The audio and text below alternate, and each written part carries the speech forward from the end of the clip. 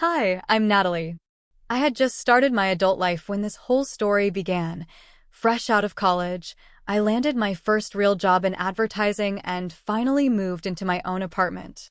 It wasn't much, just a tiny one-bedroom with a leaky faucet and a radiator that sounded like it was auditioning for a horror movie.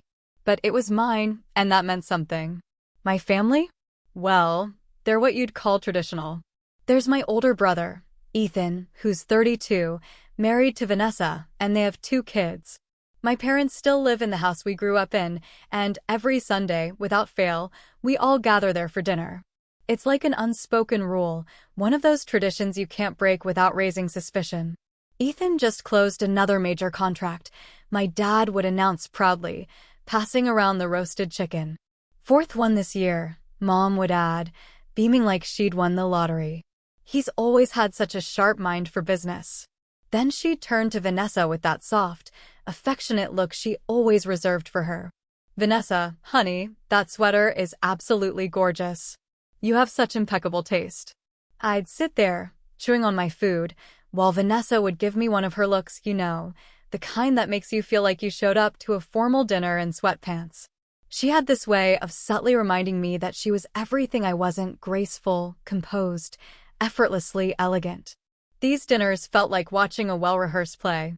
Dad sang praises about Ethan's success, Mom gushed about Vanessa's latest charity event, and the kids ran around, making noise that no one ever seemed to mind. Meanwhile, I was just there. More of a background character than an actual part of the story. One evening, as we finished dinner and the usual cycle of admiration had run its course, my parents exchanged a look, one of those meaningful, serious glances that made my stomach twist. "We have something important to tell you all," Dad announced, setting his fork down. Ethan straightened in his chair, and Vanessa placed a delicate hand on his arm like they were about to receive some grand honor. "We've made our will," Mom said, smoothing her napkin with unnecessary precision. My fork paused halfway to my mouth. The room suddenly felt a little smaller. "We've decided," Dad continued, his tone firm and decisive, "that everything will go to Ethan. The house, the lake cabin, our savings, everything." I blinked. My brain struggled to process what I'd just heard. Everything. Mom's voice carried on, filled with that same calm practicality she always used when she thought she was being reasonable. "Ethan has a family to take care of, and it just makes the most sense. He has responsibilities, and we want to make sure the kids have a stable future." I finally found my voice, though it came out quieter than I intended. "And what about my future?" Mom's lips pressed together in that familiar way, a slight downturn at the corners. "Natalie, dear, this decision is final. We're not going to change the will." And that's when it hit me. I was invisible. Not even considered. Not even a thought in their grand plan. They weren't worried about my future because, in their eyes, my future simply didn't matter as much as Ethan's.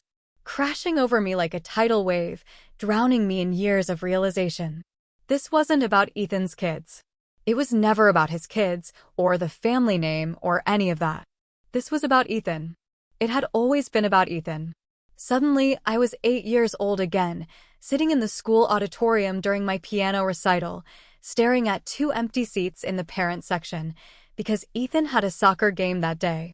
I was 12, holding up my straight-A report card at the dinner table while Mom and Dad fawned over Ethan's B+ in chemistry because he tried so hard.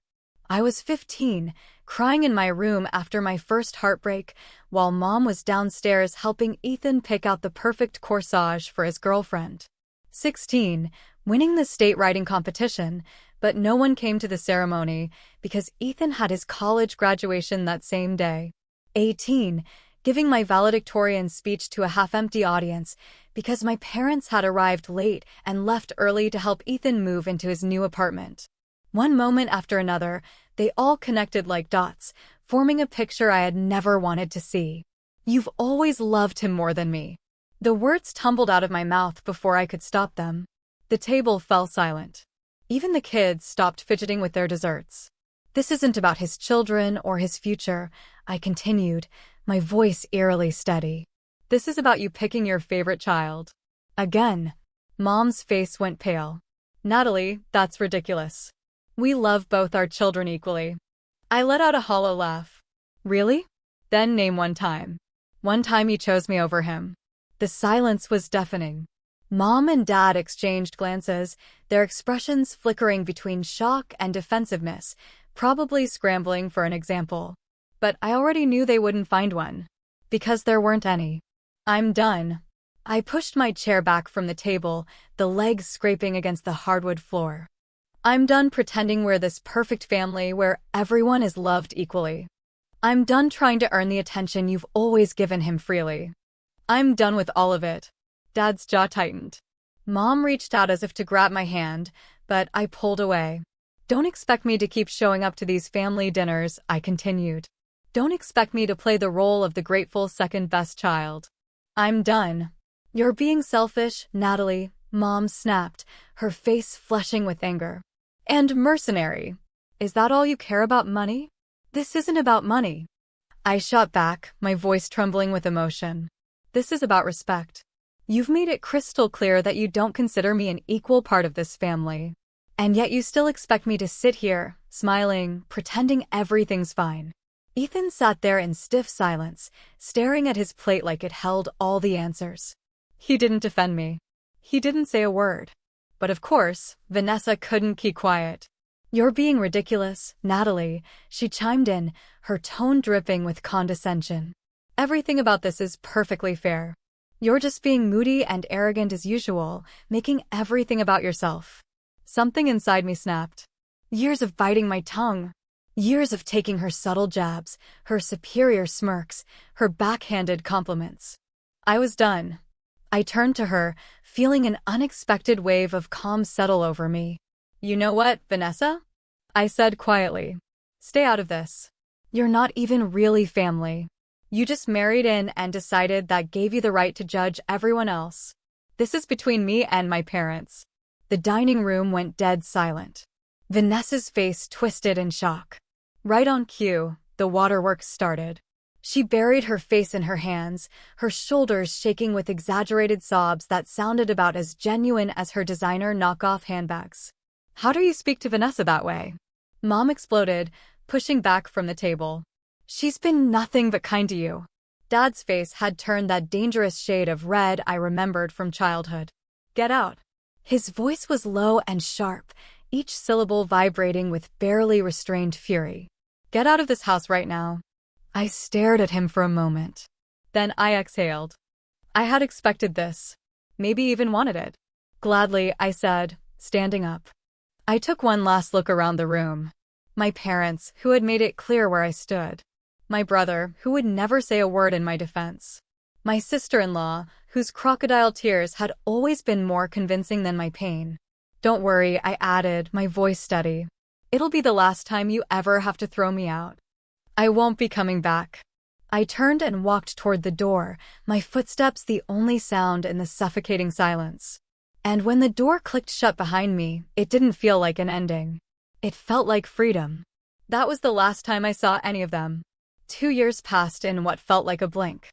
I met Daniel at a coffee shop, the kind of meet-cute that only happens in movies. He was the guy who accidentally took my oat milk latte, and instead of just swapping drinks and moving on, we ended up talking for hours.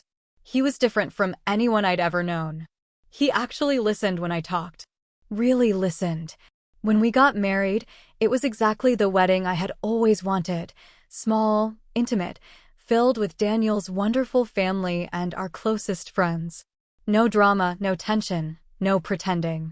His mom helped me pick out my dress, his sister was my maid of honor, and for the first time in years, I felt like I belonged in a family that truly cared about me. I didn't send invitations to my parents, or Ethan and Vanessa. Some of our relatives tried to convince me otherwise, saying I'd regret it, that it was my wedding day after all. But I knew I had made the right choice when I walked down the aisle and saw nothing but genuine smiles and happy tears. A year after the wedding, we were blessed with twins, a boy and a girl. The pregnancy wasn't easy, but Daniel was there for every moment, every craving, every late-night panic about whether we'd be good parents. And when the babies arrived, we made the decision together. I would stay home with them. My marketing career could wait. These early years couldn't. Our twins grew fast, filling our quiet house with laughter, toys scattered across the floor, and the rhythmic pitter-patter of tiny feet. Life had fallen into a comfortable rhythm: playdates, preschool drop-offs, afternoon naps, and bedtime stories. I had carefully built a bubble, one that kept the past exactly where it belonged. I still kept in touch with a few relatives, the ones who respected my boundaries. Aunt Linda would come over for Sunday brunches. Uncle David visited during the holidays. They never pushed me about my parents or Ethan, and I never asked. Weddings, anniversaries, reunions, I declined them all if I knew my parents would be there. Instead, I hosted my own small gatherings where I controlled who walked through my door. It wasn't perfect, but it worked. That Tuesday started like any other. I was in the kitchen, wiping the counter after breakfast, while the kids sat in the living room, working on their latest masterpieces with crayons. The doorbell rang. I assumed it was the Amazon package I'd been expecting. But when I opened the door, I froze. Standing on my doorstep, looking older, thinner, more uncertain than I'd ever seen them, were my parents. "Natalie," Mom whispered, her voice wavering. "We've missed you so much." I gripped the door frame, my knuckles turning white. Someone must have given them my address. Probably Cousin Rachel. She'd been hinting at family reconciliation the last time she visited. "We want to see our grandchildren," Dad added, his voice soft as he tried to peek past me into the house. "We've waited so long." A sharp, bitter laugh escaped me. I found my voice surprisingly steady. "No." They flinched. "You don't get to do this," I continued, my heart pounding. "You don't get to show up on my doorstep after 7 years of silence and expect to just walk into my life. Into my children's lives." They exchanged a look. That same look they had shared the last time I saw them, all those years ago at that dinner table. Something was off. I could feel it. I crossed my arms. "Why are you really here?" More hesitation. Mom opened her mouth, then closed it again. Dad shifted uncomfortably, looking anywhere but at me. Finally, he cleared his throat. Something's happened, Natalie." I said nothing. Mom's eyes filled with tears. The truth came out about Vanessa. She's been unfaithful to Ethan for years. A long pause. I stared at them, unblinking. Ethan's perfect life, the one they had built around him, was crumbling. Mom swallowed hard. Ethan found her with someone else. I still didn't react. "He had the children tested," Dad added, his voice barely above a whisper. Then came the final blow. "The DNA results." Mom choked back a sob. "Neither of them are his." The world tilted sideways for a moment. I thought of those kids. The ones my parents had doted on. The ones who had inherited everything. The ones I had been told mattered more than me. The ones who had been used as proof of Ethan's superiority. The ones who had been part of the reason I was written out of the will. The so-called perfect grandchildren who weren't actually related to us at all. Mom wasn't finished. Her voice barely above a whisper, she said, "There's more." She hesitated, looking at Dad for support. "Ethan got tested himself." Dad cleared his throat, his face tight with something between anger and shame. "He's infertile, Natalie. He can't have children of his own." I stood there, frozen in the doorway, while the distant sounds of my own children laughing and playing in the living room drifted through the house. The irony wasn't lost on me. The golden child, the son who could do no wrong, would never have biological children of his own. And yet, for years, my parents had treated me like the disposable one. Dad's voice hardened. "Those children, they're not our grandchildren. Never were. They're just strangers." He looked at me now, eyes sharp and expectant. "But you're twins. There are true grandchildren. Real blood." His voice softened, almost desperate. "They're our only chance now at having proper grandchildren." I felt physically sick. For 10 years, these people had been grandparents to Ethan's children. They had attended every birthday party, bought Christmas presents, posted countless proud grandparent moments on social media. And now? Now they were just erasing them. Like they had never existed. I clenched my jaw, my stomach twisting. Do you even hear yourselves? My voice came out sharper than I intended, cutting through the room. Mom flinched. Those children love you, I continued, my voice rising. They call you Grandma and Grandpa. They didn't do anything wrong. And now, because of some DNA test, you're just, what? Turning your backs on them? They're not family, Mom repeated, as if that explained everything. I stepped back, out of her reach. A deep, unsettling realization settled in my chest. If they could erase those children so easily, what made me think they wouldn't erase mine if I ever stepped out of line? Get out. Mom's eyes widened. Natalie, please. Get out of my house. And don't come back. Dad took a step forward, his face red with frustration. You can't do this to us. I met his glare head-on. Watch me. And then, before either of them could argue, I slammed the door. I locked it. And I didn't move until I heard their footsteps retreat down the porch steps. Once they were gone, I grabbed my phone and pulled up Mom's Facebook page, something I hadn't done in years. The change was stark. Every photo of Ethan's kids had vanished. Every proud best grandma post deleted. 10 years of birthday parties, Christmas mornings, vacations at the lake, erased with a few clicks. My stomach churned as I stared at the empty timeline. That evening, Daniel came home to find me sitting at the kitchen table, the kids already asleep, a cold cup of coffee untouched in front of me. Rough day? He asked, pressing a soft kiss to the top of my head. I told him everything. The visit. The revelation about Ethan. The way my parents had casually discarded 2 innocent children.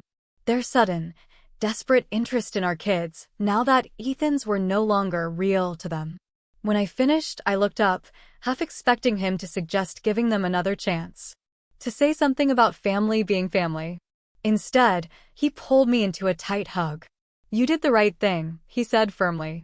Ethan's kids deserved better. Our kids deserve better, too. I'm with you on this. 100%. I exhaled, relief washing over me. But my parents? They weren't done. Every few days, I'd find packages on our porch, expensive toys, designer clothes, even a pair of matching iPads for the twins. I made sure to gather them up before the kids could see, loading them into my car and donating everything to the local children's shelter. But the gifts were just the beginning. One Tuesday morning, I spotted Mom's car idling across the street from the kindergarten. 2 days later, Dad was at the park, pretending to read a newspaper on a bench near the playground. They never approached us directly. They just watched. Like stalkers in a bad movie.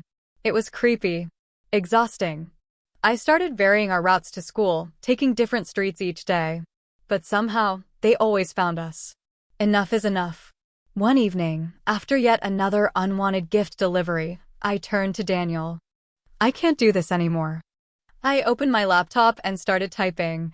Subject: Your behavior has become harassment. Mom and Dad. The gifts. The stalking near my children's school. The watching from a distance like we don't notice. This needs to stop. If you truly loved us, you would respect our boundaries. But instead, you're proving to me everything. To erase my kids, to erase the life I built just because it wasn't perfect anymore. I exhaled slowly, processing what he was saying. Lucas, the golden child, the one who could do no wrong, was finally seeing what I had lived through for years. I didn't know, he admitted, shaking his head. I mean, I knew they always gave me more, I knew they expected more from you, but I guess I just let it happen. I swallowed, my fingers tightening around my coffee cup. It's funny, isn't it? I said, my voice quieter than I intended. They spent their whole lives worshipping you, bending over backward to make sure you had everything, and now that you don't fit their picture of perfection, they're just done. Lucas let out a hollow laugh. Yeah, it's funny. But neither of us were laughing. We sat in silence for a while, letting the hum of the cafe and the clinking of coffee cups around us fill the space. How are the kids? He asked finally, glancing up at me. They're great, I said honestly. Growing too fast. I feel like I blink and they've learned something new. He smiled a little. I'm glad. I wish, he stopped himself, taking a slow breath. I wish I had done things differently. I could have said a lot of things in that moment. I could have told him that I had spent years wishing he'd done things differently too. That I had once begged for him to see me, to acknowledge the way our parents treated us so differently. But looking at him now, this man who had lost everything and was trying to pick up the pieces, I didn't feel the anger I once had. I just felt tired. I can't change the past, I said finally. Neither can you. Lucas nodded. But I can be better now. We finished our coffee, not quite friends but no longer strangers either. Before we left, he hesitated. I'd like to meet your kids someday. If you'll let me. I looked at him for a long moment, then nodded. Someday. It wasn't a promise, but it was something. Months passed. Life continued. The letters from my parents stopped. The unwanted gifts stopped. The social media stalking, the lurking near the school, all of it faded into nothing. I had one. Not in a triumphant way, not in the way that made me feel good, but in the way that made me realize how much peace was worth. James and I thrived. Our kids grew. Our lives were full and warm in ours. One evening, while the kids were asleep, I sat on the couch, scrolling absent-mindedly through my phone. I hesitated for a moment before searching for my mom's profile. For years, it had been filled with pictures of Ethan's kids, the grandchildren they once adored. Now, the profile was nearly empty. A few pictures of the house. A generic inspirational quote. Some posts about old family recipes. 10 years of birthday parties, Christmas mornings, school plays, and vacations gone. Deleted. Erased. Because they weren't really family. I closed the app, setting my phone aside. James glanced over at me. You okay? I smiled, nodding. Yeah, I said. I am. And for the first time in a long, long time. I meant it. It's not even about the money, Ethan said, his voice rough with emotion. It's how quickly they were ready to throw me away. 35 years of being their son, and they could just erase me like that. His hands tightened around his coffee cup, his knuckles turning white. The last time I went to their house, he paused, swallowing hard. All the photos were gone. Every single one. The walls were bare where pictures of the kids used to hang. The shelves where Mom kept all those framed photos of birthdays and Christmases empty. A chill ran through me. I remembered those carefully arranged photo displays, how Mom used to spend hours getting them just right. How proud she was of them. I asked her about it, Ethan continued, his voice barely above a whisper. And she told me she burned them. All of them. In the fireplace. Like she was talking about getting rid of old newspapers or something. I stared at him, horrified. Those were 10 years of memories. First steps. First words.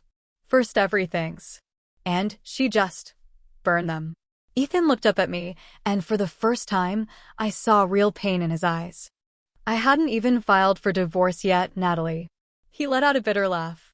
The ink wasn't even dry on the DNA test results, and she'd already erased them. 10 years of being the perfect grandmother, and she could just pretend none of it ever happened.